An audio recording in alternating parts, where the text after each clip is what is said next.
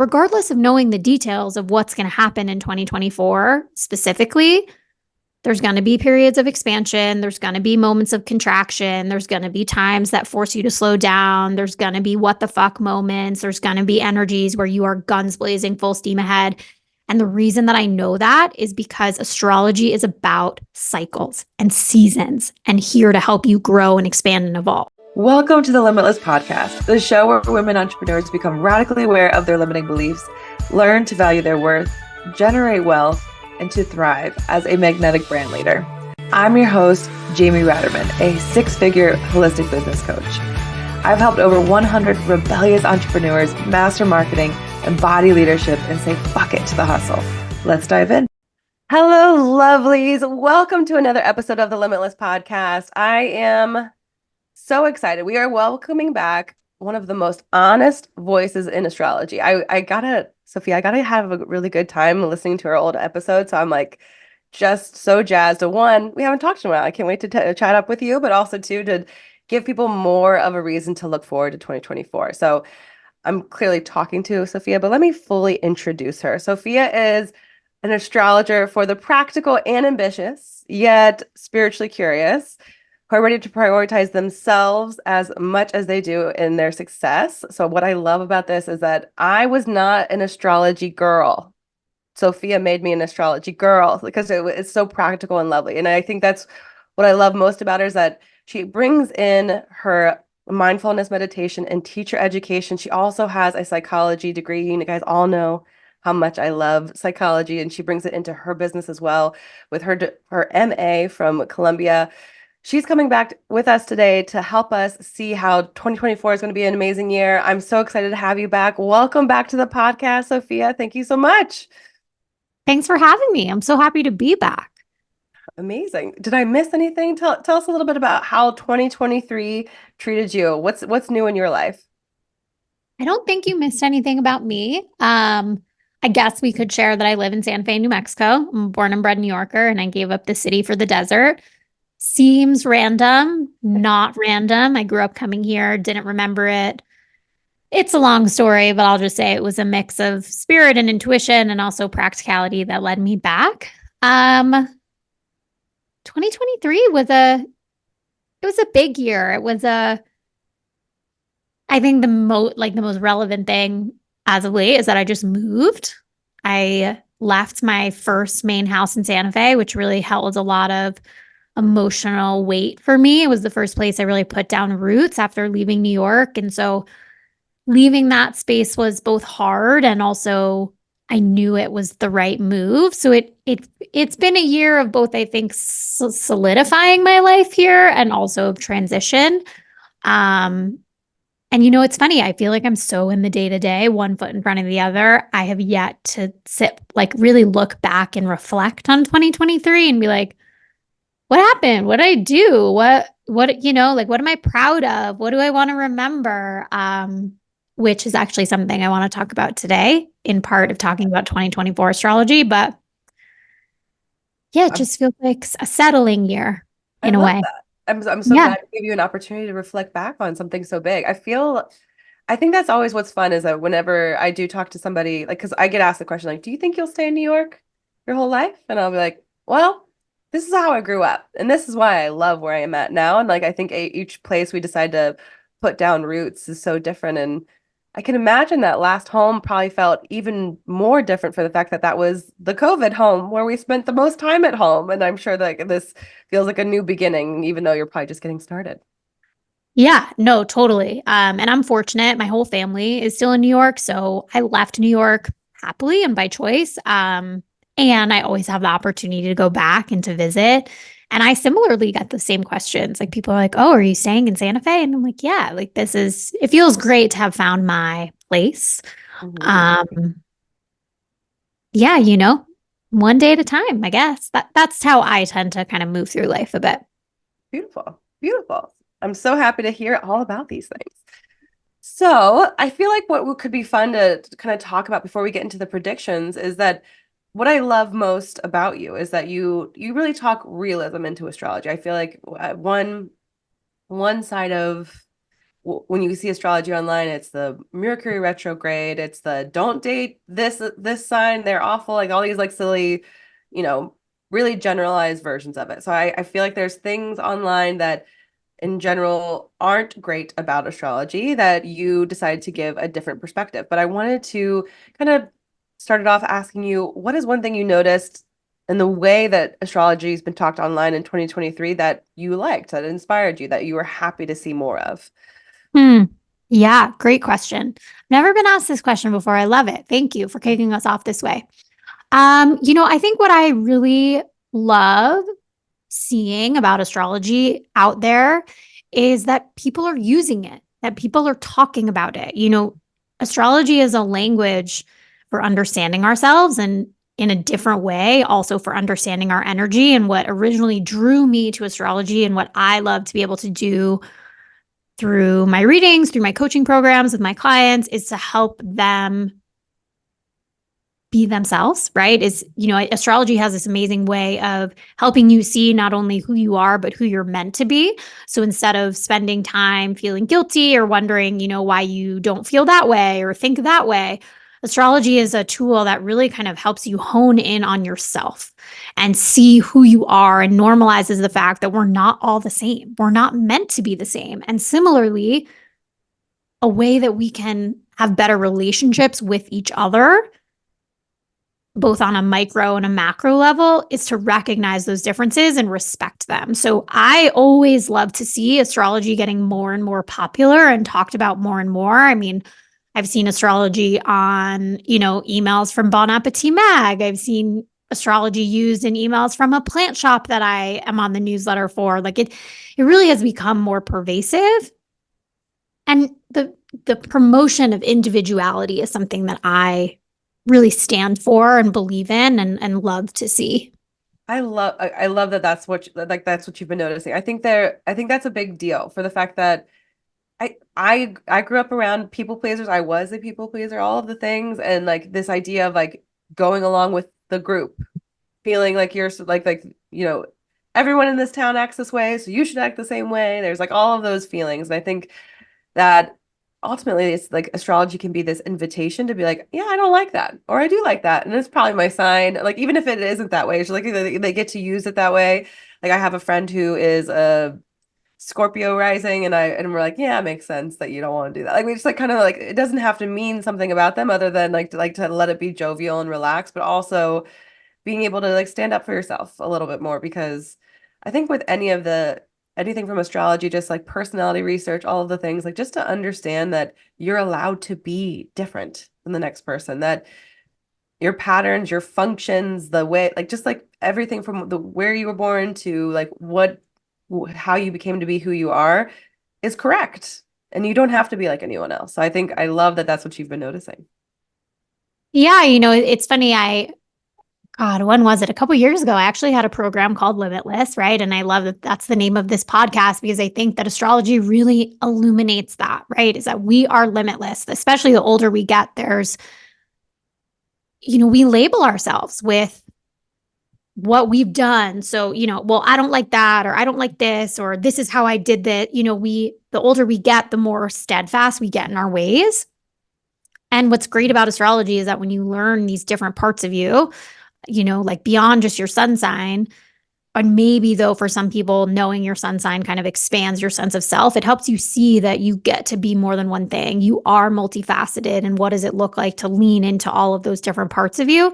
Because a healthy chart is an expressed chart. And what I mean by that is that all of the different parts of us have a seat at the table and, get to have a place. It's interesting. I said to everybody, I'm born and raised in New York, in Manhattan, city girl, born and bred. And I now live like I'm looking out my window and I see mountains and I see trees. And my move has really illuminated how I've changed, how I've evolved, and also helped me tap into different parts of myself that maybe didn't have a space to breathe when I lived in the city. And I won't lie, like there have been times where I'm like, am I losing myself? Am I being true to myself? Like, is it okay? Like older parts of me kind of pop in or like you're slacking off or you should be doing that. And it's a constant practice of embracing the fact that I get to be different at different phases of my life, and also that who I was back then, who I am today in comparison to who I'll be in the future,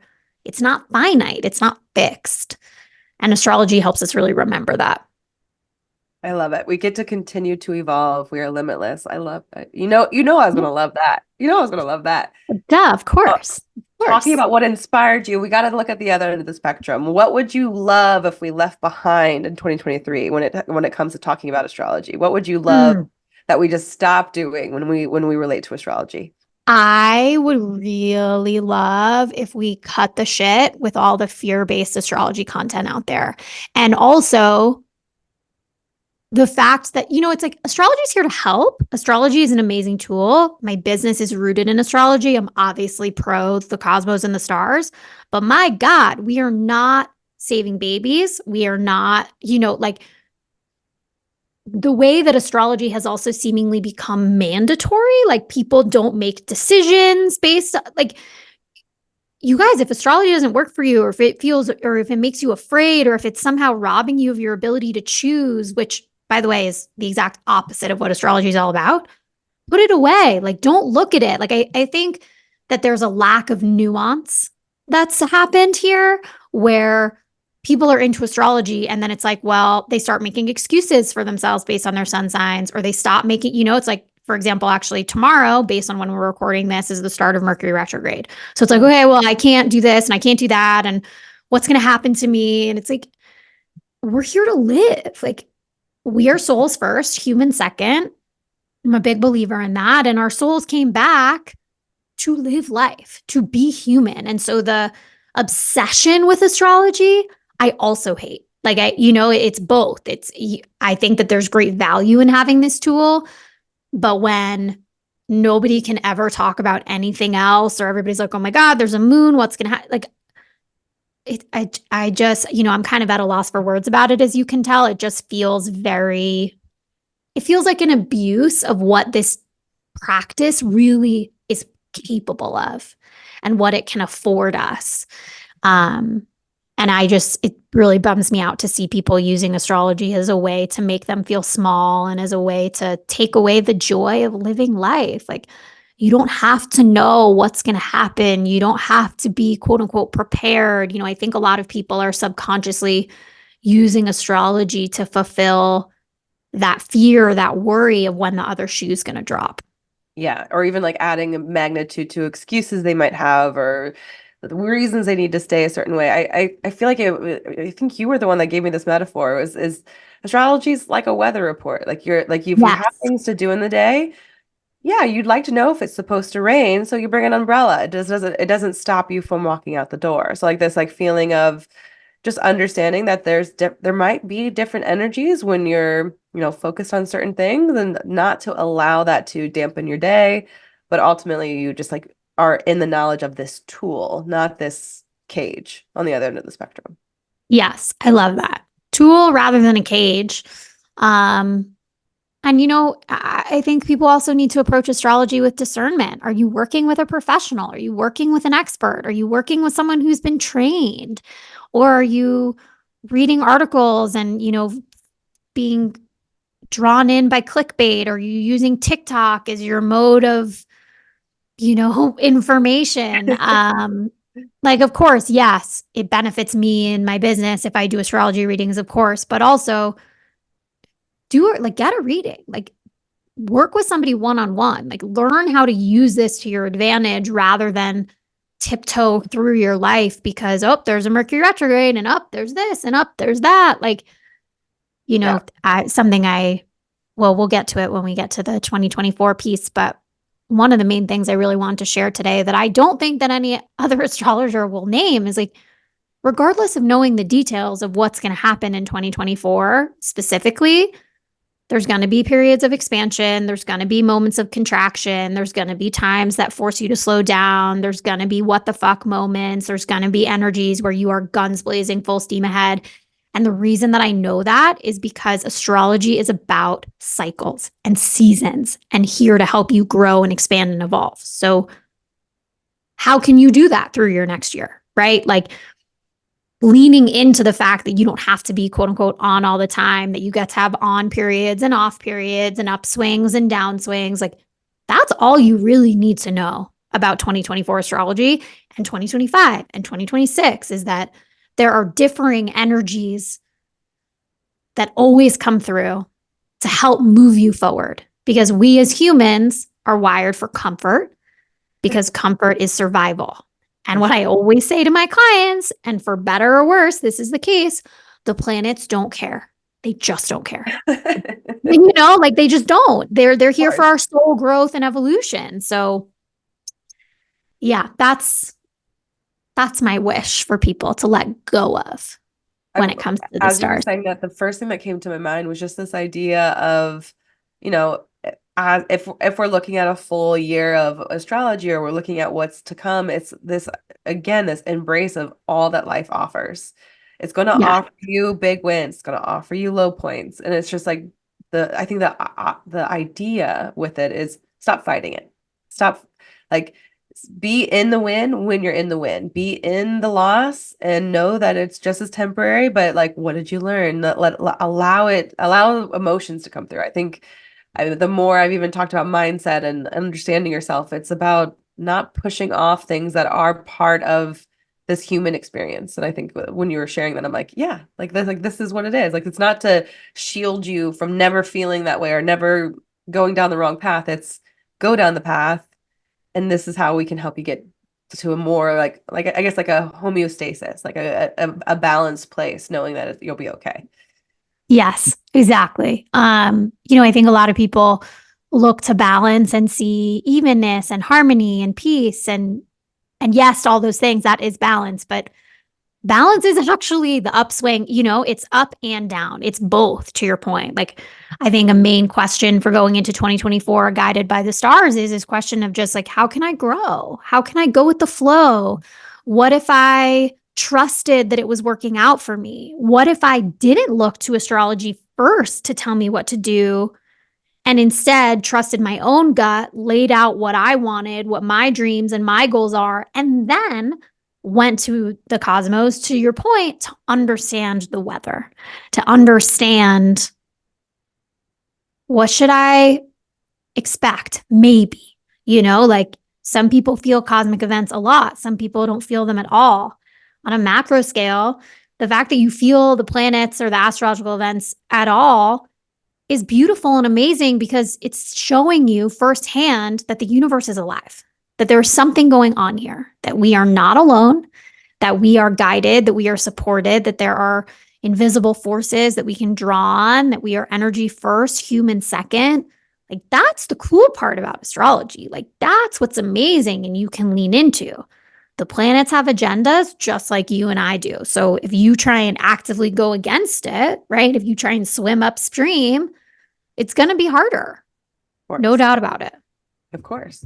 Well, beautiful. Let's dive into how we can think about these energies walking into the new year. So I think for 2024, I think that one of the number one things to like lean into is that, we're about to walk into resolution season and all of the things in the above. Is that like astrologically, when would be the energetically and astrologically? I'm saying a whole bunch of things. When would astrologically be the best time to come up with I'm going to put some quotations, New Year's resolutions, like being able to take action on some of these big goals?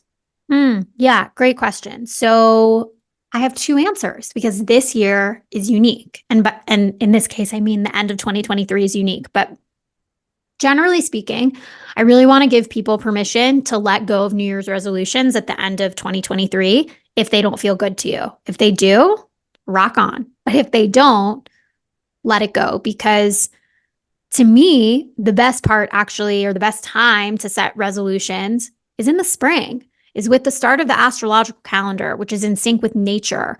Aries season, it's usually March 20th or 21st, depending on the year.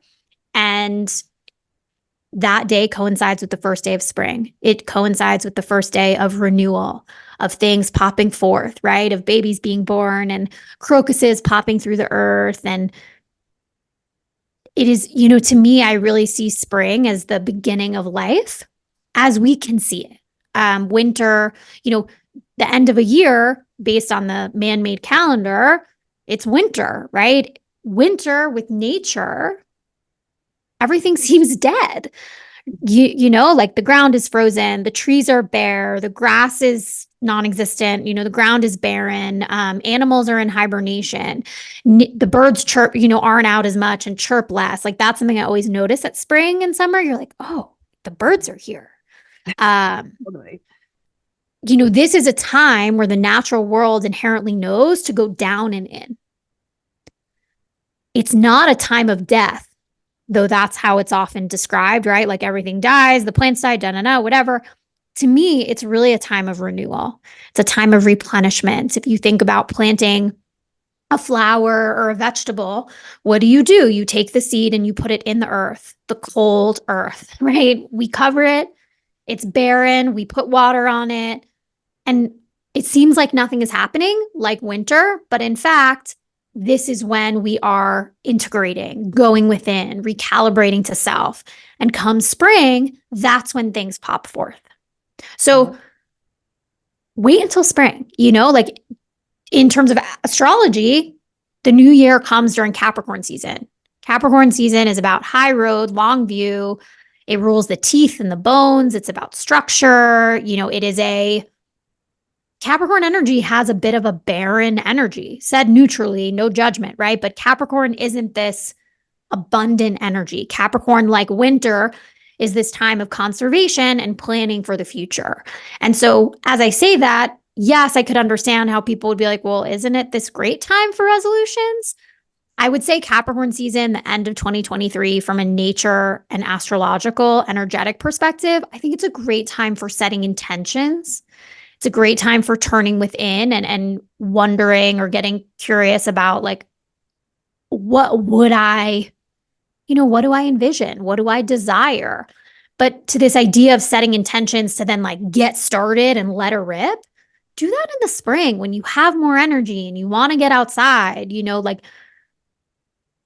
to me, New Year's resolutions on December 31st feel very counterintuitive from an astrological and energetic perspective. And I feel like it is what the general feeling is. I mean, we're in the holidays. We're like the idea that like I switch from, rest and time by the tree and gifts and like you really not thinking about business or like any of the goals, and then you're like January 1st, you're supposed to be on point, ready to go. Like there's this feeling of like it's such a like I can just imagine like a car like making a sudden stop. Like there's just like such a difference. And what I love, and you're calling out my moon. I'm a Capricorn moon, which this idea that why can't it just be seeds? Like we're building the seeds for the year where we don't have to take, big action on it, but being able to like, what did I like about this past year? Like what were the things that really allowed me to feel my best? But how can I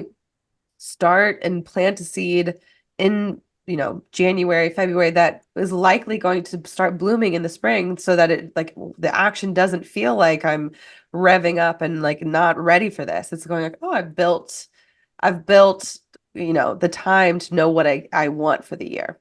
Mm-hmm. Yeah. Capricorn season to me feels very much like the present, Aries season, the start of a new year, moving towards the future. Capricorn energy, yes, focused on the high road, long view. What am I building? What am I creating? But it's more, Capricorn energy is more like, what am I building and creating from what I've already done, right? It's like Capricorn energy, Capricorn is one of the greatest talents of Capricorn energy is that you're restrictive. And what I mean by that is Capricorn is really good at being like, I'm not going to do that right now because I want to get there in the future and this immediate instant gratification decision. I know that's not going to do it. So I'm going to resist. It's like nothing about that has a new year, new you, like, let's go for it. Like that's Aries. And I am an Aries. And I know this energy well. Like Aries energy is the get up and go. I'm not waiting around for anyone. Me first, like let her rip, light the fire. Like that's the energy you want behind a quote unquote New Year's resolution. Mm-hmm. I've never thought about it or talked about it in this way before our conversation today, but maybe the way to really think about it is it's two tiers of New Year's resolutions, right? Like, I think there's something to be said for setting the intentions, doing the groundwork behind your New Year's resolutions now, but it's not action oriented, right? It's like that internal coming home. Capricorn is all about integrity. How do I take space for me so that when I go out into the world and take action, I know that it's not for external validation. It's not because of what somebody else wants from me. Instead, it's what I believe in, what I'm proud of. Like, sit in that, rest in that during this season, and trust that the blooming, the rest will come in the spring. I love that. I love that. So this is us gifting all of you the opportunity that if right now it doesn't feel like you're ready to run a marathon January 1st, you don't gotta. You don't gotta. This is where you decide what you truly want for yourself. So I think this is a really great start to kind of think about, okay, guess what? We don't have to take action, or you don't have to feel like you have to take action, because astrological signs, my goodness, the astrological signs will support you come spring to make those things happen. So how could we just in general look seasonally through astrology instead of kind of what society tells us we should be focusing on? So give us like a zoomed out picture of what a normal astrological year can look like. Yeah, great question. And remind me, I do want to quickly talk about the Mercury retrograde at the end of 2023 because it's significant for 2024. So just putting a pin in that. The main thing to know about astrological seasons is that they fluctuate. So we always alternate between yin and yang energies. What I mean by that is we always fluctuate between a more introverted, internal, sensitive, emotions-based, maybe, in layman's terms, like homebody energy with a yang energy. We alternate between everything I just said and an energy of getting out there and doing something and producing and creating and being social and high energy. And so macro level, working with astrology for 2024, how can you give yourself permission to ebb and flow?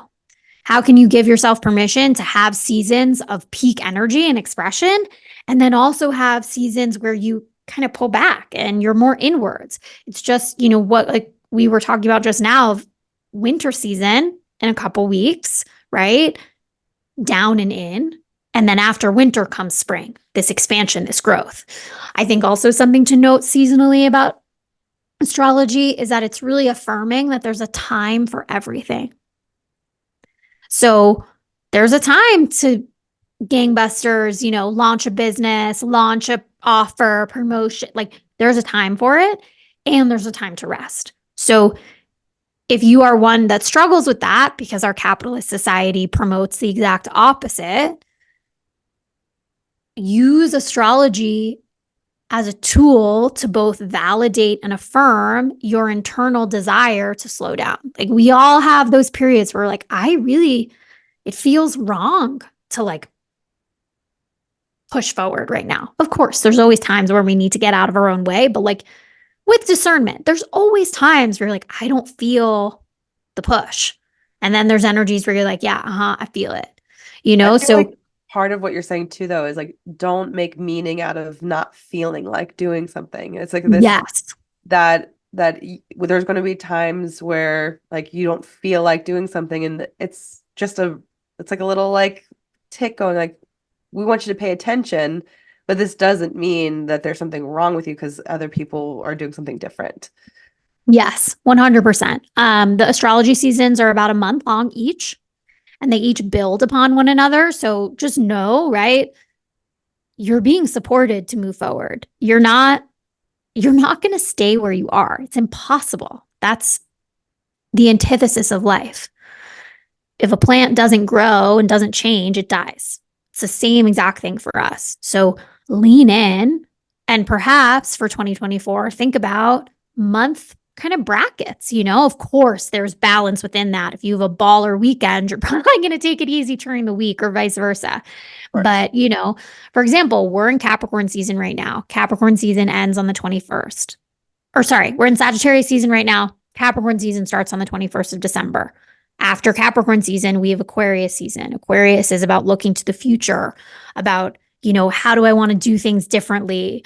About, embracing your inner rebel and revolutionary. After Aquarius season, then we have Pisces season, dreaming, imagining, connecting to spirit, being really creative. Water energy, which well is your Cancer rising.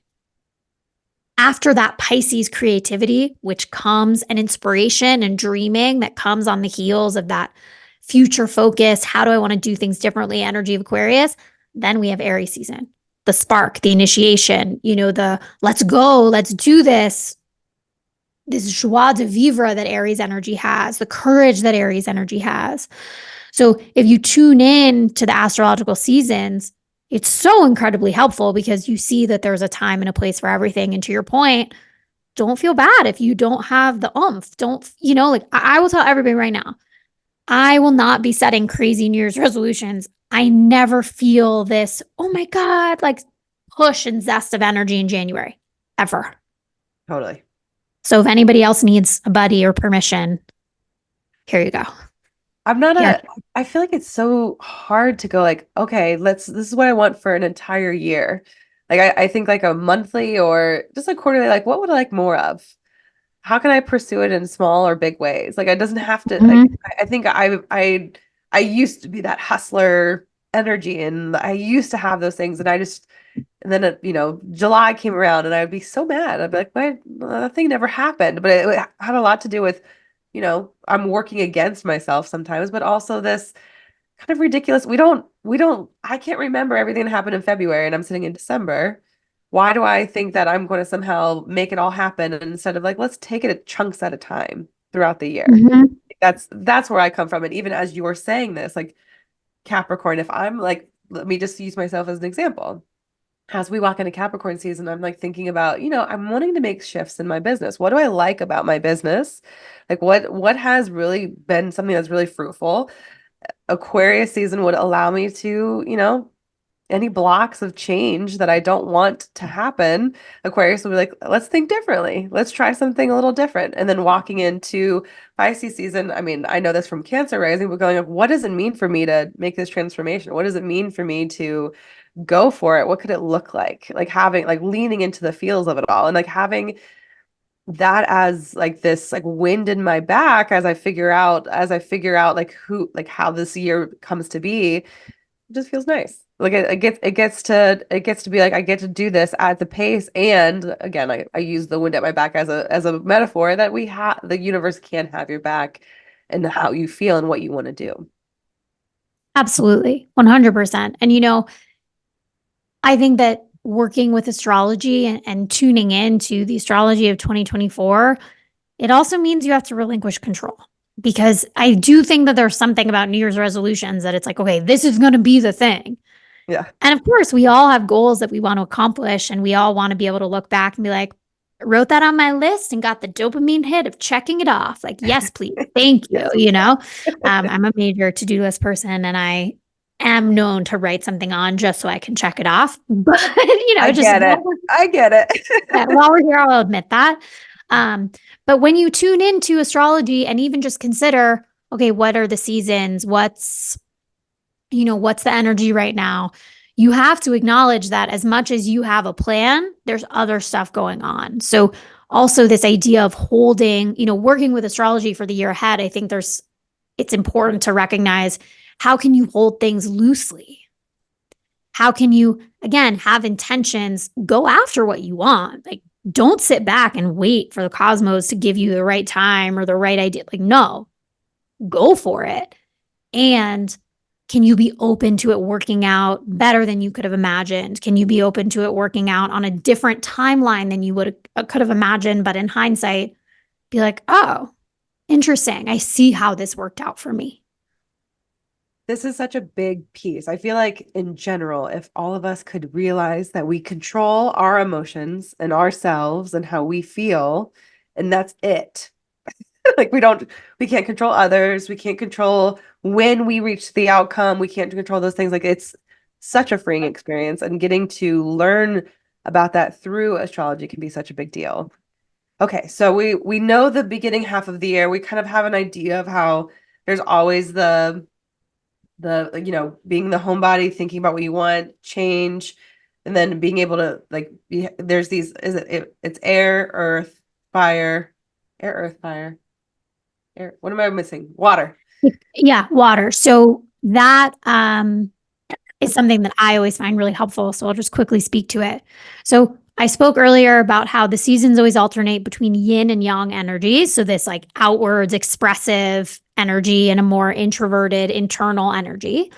And then the zodiac seasons always alternate through seasons from fire to earth to air to water. So I'll say that again: fire, earth, air, water. The cadence of this is super helpful to remember because we start with fire, example, Aries season, start of the zodiac calendar. Fire is about creativity and initiative and the spark and going for it. But if anybody's ever made a fire before, getting the fire going, it only gets you so far. You need earth, wood, in that case, the building a fire analogy, but you need earth after fire because fire is the spark and the creation and the initiation. Earth energy makes sure that the fire energy doesn't burn out. Earth is when we ground, where we think about, okay, what am I creating? It's more material based, earth based, grounded, stable, consistent, like one foot in front of the other. Then we get to air energy. Air energy is usually, where we're more social. We share, we use our voice, we're spreading the seed of what we both created in fire, worked on and sustained in earth. Think about, like pollination. The wind comes and blows seeds of a flower so that it can survive. And so that, quite literally seed will spread. That's air. How can you let things move? Air season is also very heady, very logical, very mental. So it's always followed by a water season, which is about remembering that you're spirit first, being creative, sensitive, emotive, getting, tapping into how you feel, not just logically pushing ahead without looking back, but instead like, well, how are you doing? How are you feeling? That connection of water. After water, because we're heavier, not heavy bad, but just like lower, right? More grounded, moving, flowing, creative, imaginative, we come back to fire. Fire dries us out.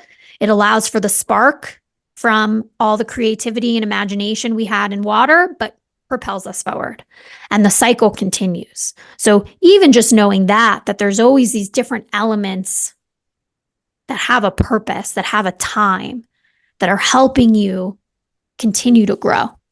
Beautiful. Beautiful. And I think this is what's really helpful to understand how multifaceted each of us are. So using myself as an example, I'm a Gemini sun, Cap moon, Cancer rising. How many different, I can't remember these things. This is an education for me. I know Cancer is water. Gemini is air. Air, makes sense. And Capricorn is earth. So I can quickly say them for people, whether it's because people will know what season we're in likely, or their own astrological makeup. So the fires, I'm closing my eyes for everyone just so I make sure I get all of them. Fire seasons are Aries, Leo, and Sagittarius. Earth seasons, earth energy is Taurus, Virgo, and Capricorn. Air seasons are Gemini, Libra, and Aquarius. And water seasons are Cancer, Scorpio, and Pisces. Beautiful. Beautiful. And I think this is what plays into this idea of, everyone likes to joke about Geminis and how we're like two-faced and all the little things. And when I'm like, yeah, you know what? I'm social. I let my Capricorn tells me to take a break. I enjoy going inside and like taking care of myself. And my emotions are my superpower. And I'm happy with that because of my Cancer rising. So like being able to understand that like we're not this symptomatic thing, but also what I love about it is that, I know when Cap season is because I can feel it. Like I'm one of those people that I know that I'm not the person that's ready to get up at 5 a.m. and go to the gym on January 1st. And it's because like I'm still kind of feeling into what it is that I want to have. And it happens to normally coincide with that season. So sometimes like at least for me with getting to know you, I was like, I have a little bit of that intuitive feeling of what feels right in my season. Now I realize how they combine directly with the air signs and the seasons that we're in. I feel Mm-hmm. like it's important for us to jump into what's different. What's going to be different about next year that isn't a normal occurrence for every year. But let's start with what were sharing with us, that 2023 is ending on a Mercury retrograde. Tell us a little bit more. Yes. Okay. So Mercury retrograde happens 3 times a year. Nothing to be afraid of, everyone. I'm not going to spend too much time going into it. But what I want to note is that this last round of Mercury retrograde for 2023 starts on December 13th, Wednesday, December 13th, and it ends on January 1st, 2024. So y'all know, I just said, like, I am more one that likes to follow the calendar or the laws of nature and the cosmos over the man made calendar. But one cannot overlook the kismet and the synchronicity of a Mercury retrograde that takes us through the end of one calendar year and ends as we begin another. Mercury retrograde is an energy that asks us to reflect, to refine, to review, to replenish. It is really a nod from the cosmos, as I see it, to take stock, to look back, especially with New Year's resolutions, right? It's so easy to just propel forwards and be like, hey, well, I want to do this, like, whoosh, on to the next. For the business owners listening to this, like, oh, okay, next launch, on to the next. And we never take time to look back and be like, okay, what am I proud of? What am I celebrating? What rules? Like, what did I learn a lot from? And I want to make sure I don't forget those lessons. Where did I excel? Where do I want to grow? That's just the main thing I wanted to point out going into 2024, which is 2023, the end. The astrology is really giving us a nudge to not rush into 2024, to take your time, to take care of yourself. Politically, on a global scale, especially the back half of 2023, it has been hard. It has been hard on people's nervous systems, emotional system. Like, take time to take care of you, which is very much a Mercury retrograde thing. Take time to look back and reflect, to be grateful, to soak up the last year of your life, to celebrate another year gone by, because every single day is a gift. And then go into 2024. So extra reasons to not, if you're not feeling the resolutions, extra reasons to be Yes. able to take the time and sit back. So what Yes. is different in our planetary alignment for 2024? What different energy is coming in for the year? Yeah. So what I really see for 2024 is that, it's clear in 2023, we've seen a lot of systems that are broken and are breaking down. And I would say that's been the past couple of years. 2024 really promises the potential for a new way of being. And we have to believe in it and we have to commit to it. We have to know that it is possible. The reason that I bring this up is mainly because Pluto is moving into Aquarius. Pluto is a planet that moves very slowly. It spends about 20 years in one zodiac sign. Pluto did a little bit of a dip into Aquarius in 2023. 2024 and also in 2025 will be when Pluto really makes its move and stays in Aquarius. Again, it's a new 20-year cycle. Aquarius is about a new world, thinking about the future, things changing. Aquarius rebels against the status quo, wants to do things in a new way. Pluto itself is about transformation and growth and alchemy and taking what's not working and bringing it to the surface so that it can be transformed. Pluto in Aquarius does really speak to not only a new beginning, but a new way of living, a new way of working. At the same time, the nodes this year, so the nodes, North Node, South Node, that determines eclipses for us.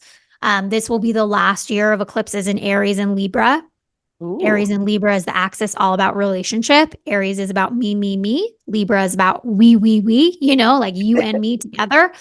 So there's really something about creating a new world. And within that, creating a new way in which we relate to one another, in which we find connection with one another, that we see that we are one, that, we are not strangers, that we are not as different as everybody thinks that we are, that we don't have to peg ourselves against one another.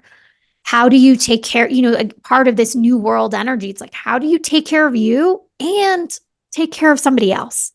I think that there's been especially in the post-COVID era, a lot of separation and a lot of solitude and a lot of aloneness. And there's a call in 2024 to come back to a sense of belonging, a sense of togetherness, not losing yourself in it, but how do I exist amongst others? And how do I see that that's important and valuable? Both sides of the spectrum. 2024, the year of connection. I like reconnecting to how you want to feel. I love that. Yeah, connection. And I think that there's, especially since Pluto's in Aquarius and then Jupiter, which is the planet of expansion and growth and opportunity. At the end of May in 2024, Jupiter will move into Gemini after having spent 2 years in Taurus. So Jupiter and Gemini, it's like new ways of thinking, new ways of speaking, new ways of learning, expansion of curiosity and information and growth. I'm curious, what that will look like for social media or technology or data. Beautiful. Who knows, but it's interesting to look at. But I think that it's both a year of reconnection, both to self and others, and also, and again, the way that we create a new world is the ability to see and think of a new world, to imagine it, to know that it's possible, and then go about creating it. I love that. I love even too talking about just the commitment of like if these energies are exciting you in many ways. Like if this is something that you're like, oh, I've been waiting for this feeling to come for me, is going like this commitment to going for it, allowing different areas of introspection. So I think this is fantastic. I'm excited actually. I mean, maybe because you dropped in that Gemini's in there, but I'll take it. I'll take Gemini energy more than anyone else, I feel. I would love to have tons of time with you, but I want to just go ahead and finish this episode asking you two last questions. What does being limitless mean in 2024?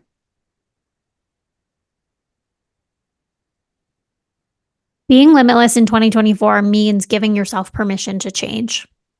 Ooh, succinct, beautiful. I love it. I will say, sorry. I will say that Sofia is somebody who allowed me to understand the difference of astrology, and it started with her year ahead reading. So I was going to say, tell us how we can connect with you. I know that your year ahead readings are one of those things. I just want to put my 2 cents on it, that it is worth the time to fully understand how astrology has your back. But Sofia, how can we stay connected with you now and in the future? What is one way that we can spend more time? Yeah, great question. You can find me on Instagram. I'm confident the links will be below in the show notes, but Sure Sofia Adler _ on Instagram. I'm also present on LinkedIn if y'all are on there for work.